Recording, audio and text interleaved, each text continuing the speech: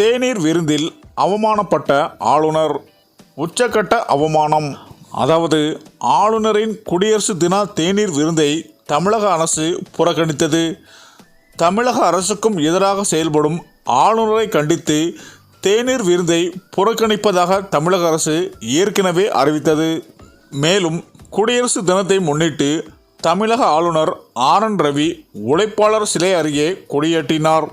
மேலும் அணிவகுப்பு கலை நிகழ்ச்சிகளும் நடைபெற்றன. இந்த விழாவில் முதலமைச்சர் ஸ்டாலினும் பங்கேற்றார்.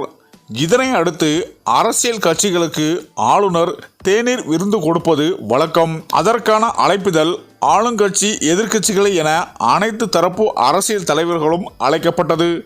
ஆனால் வழக்கமாக ஆளுநர் தமிழக அரசுக்கு எதிராக செயல்படுவதாக கூறி திமுகவின் கூட்டணி கட்சிகள் தேநீர் விருந்தை புறக்கணிக்கும் என்று அறிவித்தது. ஆனால் இந்த முறை திமுக கூட்டணி கட்சிகள் தேநீர் விருந்தை புறக்கணிப்பதோடு திமுக அரசை புறக்கணிப்பதாக அறிவிப்பு வெளியிட்டுள்ளது. இதனால் தமிழக அரசு சார்பில் யாரும் பங்கேற்க மாட்டார்கள் என தெரிவிக்கப்பட்டது. மேலும் இதனிடையே டங்ஸ்டன் சுரங்க அனுமதியை ரத்து செய்ய கோரி மக்கள் நீண்ட நாட்களாக போராடி வந்த நிலையில் தமிழகத்தில் பல்வேறு தரப்பினரும் போராட்டக்காரர்களும் ஆதரவாக குரல் கொடுத்து வந்தனர். தமிழக அரசு சார்பில் மத்திய அரசுக்கு கடிதமும் எழுதப்பட்டது. மேலும் தனி தீர்மானமும் கொண்டு வந்தார்கள். மேலும் முதலமைச்சர் ஸ்டாலினும் அதனை அடுத்து பாஜகவை சேர்ந்த அண்ணாமலையும் மத்திய அமைச்சரை சந்தித்து நேரில் சந்தித்து கோரிக்கை வைத்தார்கள். அதாவது முதலமைச்சர் ஸ்டாலின் டங்ஸ்டன் சுரங்கம் வந்தால் நான் முதல்வர் பதவியிலேயே இருக்க மாட்டேன் என முதலமைச்சர் சட்டப்பேரவையில் சூழலைத்தார். இதனைத் தொடர்ந்து டங்ஸ்டன் சுரங்கம் ஏலம் ரத்து செய்து மத்திய அரசு உத்தரவிட்டது. இதனைத் தொடர்ந்து டங்ஸ்டன் போராட்டக்காரர்கள் காலை முதலமைச்சர் ஸ்டாலினை சந்தித்து நன்றி தெரிவித்தனர். இந்த நிலையில்தான் தமிழ்நாடு ஆளுநர் ஆர்.என். ரவிக்கும் ஆளும் திமுக அரசுக்கும் தொடர்ந்து மோதல் போக்கு நீடித்து வருகிறது. மேலும் தமிழ்நாடு சட்டப்பேரவையில் நிறைவேற்றப்படும் மசோதாக்கள், அரசின் கோப்புகள் ஆகியவற்றுக்கு ஆளுநர் ரவியின் ஒப்புதல் அளிப்பதில்லை. ஒப்புதல் அளிக்காத கோப்புகளை விரைந்து திருப்பியாவது அனுப்ப வேண்டும்.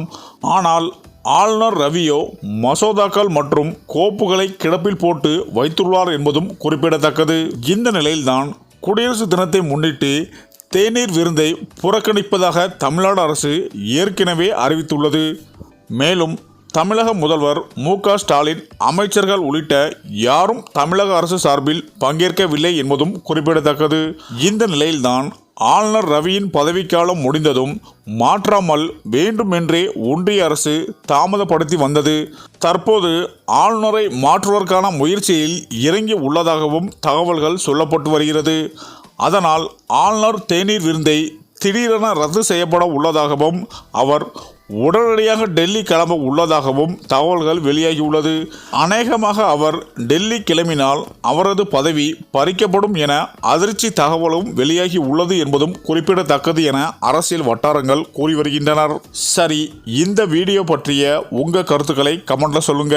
மேலும் வீடியோ பிடித்திருந்தால் லைக் பண்ணுங்க, ஷேர் பண்ணுங்க, மறக்காம நம்ம சேனலை சப்ஸ்கிரைப் பண்ணிக்கோங்க. நன்றி.